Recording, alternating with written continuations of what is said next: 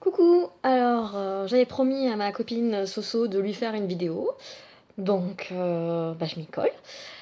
Alors, elle est partie il n'y a pas longtemps dans l'idée de vous expliquer de quelle façon est-ce qu'on construisait un roman. Donc là pour l'instant elle en est au début de son tome 4 qu'elle n'a pas fait parce qu'elle n'avait pas d'idée pour le début, donc elle a attaqué au chapitre 3. Je lui jetterai pas la pierre parce que ça m'est déjà arrivé. Du coup, je vais vous parler, moi, d'une partie un petit peu plus amusante, mais aussi parfaitement chiante. Une fois qu'on a fini un roman, si on veut être sûr qu'il soit bien, on l'envoie à une, deux ou trois personnes, de préférence sadiques, et n'ayant pas peur d'être désagréables, hein.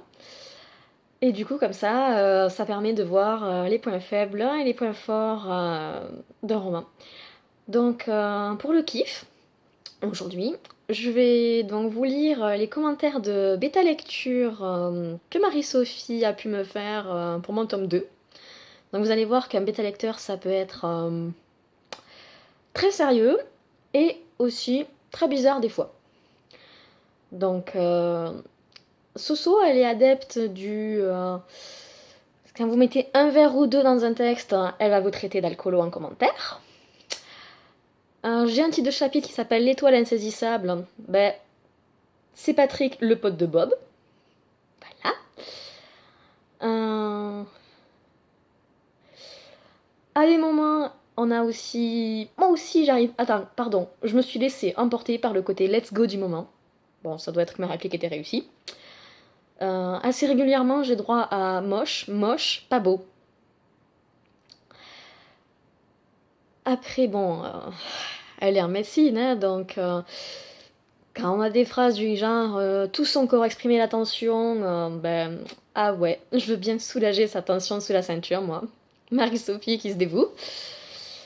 Il y a un personnage qu'elle aime pas. Elle va ponctuer les dialogues de ce personnage par le gros hobbit joufflu est toujours si poli. Elle est profondément ironique là-dessus. J'ai eu droit aussi à... J'avais écrit une association de défense des droits des Hanus, Hanus, commenté par un MDR. Tu m'as tué les droits des anus. Des fois que vous auriez pas suivi quelle était en médecine, je pense que là, on est bon.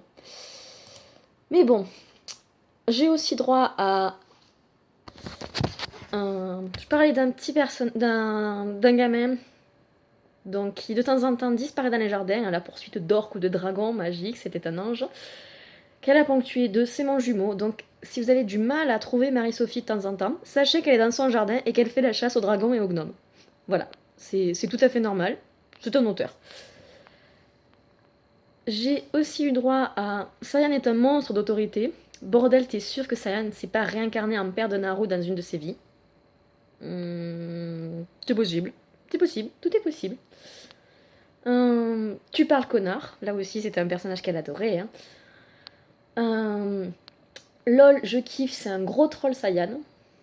Voilà. De temps en temps, il faut que je me méfie parce qu'elle s'amuse à me changer mes titres de chapitres, donc je passe de petite cachotterie à petite gâterie. Merci Soso. Quand j'ai le malheur de tuer un personnage qu'elle veut pas, tu te fous de ma gueule. Tu l'as tué. Je vais te brûler. Cours, Sterf. Cours, j'arrive. Je crois qu'elle l'aimait bien celui-là.